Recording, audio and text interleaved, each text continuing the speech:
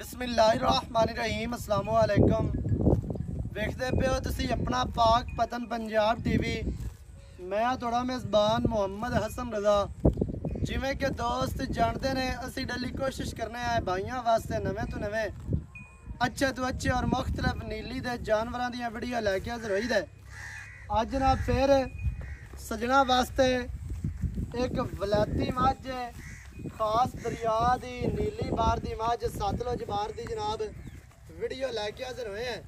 सब तो पहले मझ का जनाब सजना ने चौकटा चेक करना है।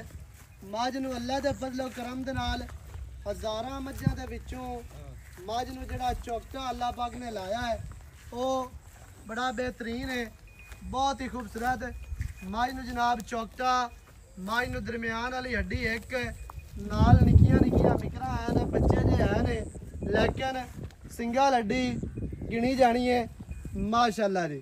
मझ दियां डाकां दोस्तां ने वेख लैनियां ने कितनियां चढ़ियां कितनियां प्यारियां। डाकां दा जिहड़ा वक्फा है, डाकां दा जिहड़ा फासला है वो सजना ने चेक करना है। माशाअल्लाह ए डाकां है ने नाल भावें तुसीं गड़वे टंग लो। ये तो टोटल बॉडी कैमरामैन साहब कोशिश करके मझ दी वगानी है तसल्ली दे नाल। मझ नूं जनाब पुट्टा 4 फुट चौड़ा, मझ नूं खुड्डा पूरा फुट दा खुला बिल्कुल साफ सफाई वाला मझ नूं खुड्डा है। मझ नूं पूछ डोर वर्गी, मझ नूं जनाब अडर दोस्तां ने वेखना अडर अल्लाह पाक ने लाया है ना वो खुला ते बड़ा अडर है माशाअल्लाह। थण मझ नूं रोग रोग दा दोहरा थण ते पावर वाला थण लग्या माशाअल्लाह, बहुत ही प्यारा बहुत ही खूबसूरत। सैड वालियां बंडा दोस्तां ने वेखनियां ने। मझ नूं जनाब बंडा कितनियां प्यारियां 4 तो 6 इंच दे मझ नूं थण लग्या है तसल्ली दे नाल। मझ दोस्तां ने वेख लैनी है। मझ टुरदी फिरदी सजना दी अक्कां दे सामने इन्नी वड्डी मझ हो के मझ नूं दुन्नी कौड़ी दा निशान कोई नहीं, सजना ने पूरी तसल्ली कर लेनी है। भाईजान टोरो मझ नूं टुरदी फिरदी मझ सजना दी अक्कां दे सामने वक्की मझ नूं छोटी कंड मझ नूं बराबर कमा मझ नूं बिल्कुल नहीं। मझ नूं दौण कूंज वर्गी लम्मी माशाअल्लाह जी।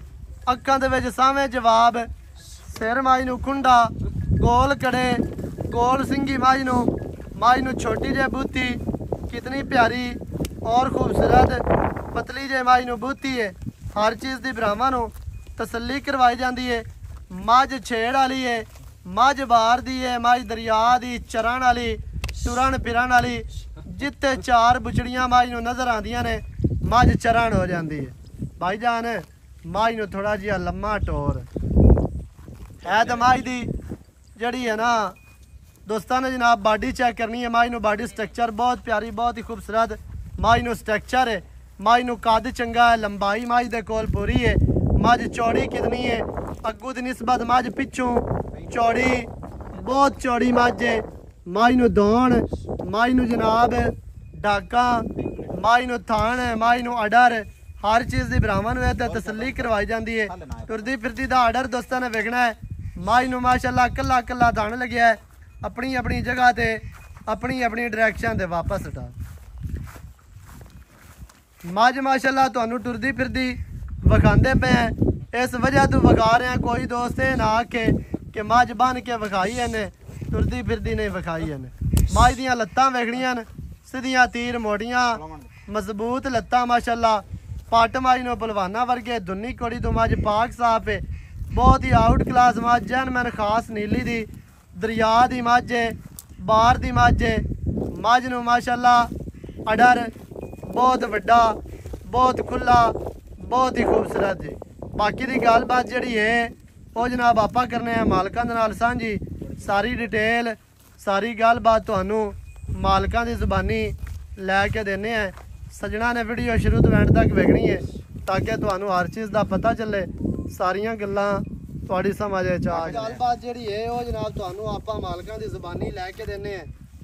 वीडियो शुरू तो एंड तक वेखी करो ताकि तुहानूं हर चीज़ का पता चले, सारियां गल्लां तुहाडी समझ आ जाए। अस्सलाम वालेकुम भाईजान की हाल चाल है? सेहतां तबीयतां ठीक है? हाँ जी ठीक।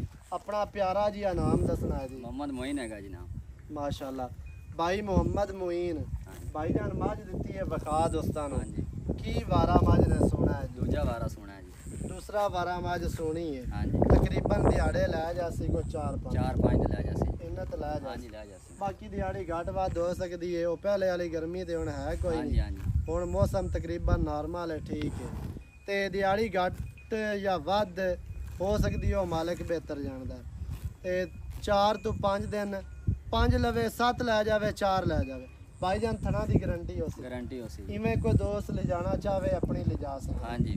आपा थन चला के दसा जी गारंटी नाल। थना वाले मोरे चला के हाँ थन जी। पास करवा के देवांगे। गाड मरोड़ी होई मझ अपनी है। अपनी है। ते बाकी थना दी माशाल्लाह हुण मझ तैयार है। मझ सूह पैनी है 2 दियां नूं 4 दियां नूं।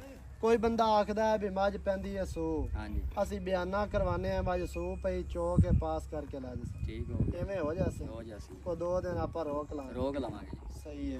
अच्छा भाईजान मझ दा ਤੁਹਾਡਾ ਕੀ ਤਜਰਬਾ ਕੰਮ ਕਰਦਾ ਵੀ ਮੱਝ ਕਿਤਨਾ ਹੈ ਕਿ ਦੁੱਧ ਕਰ ਗਿਆ ਸੀ? ਪਹਿਲਾਂ ਸੂਏ ਜੀ 12-13 ਲੀਟਰ ਕਰਦੀ ਰਹੀ ਹੈ।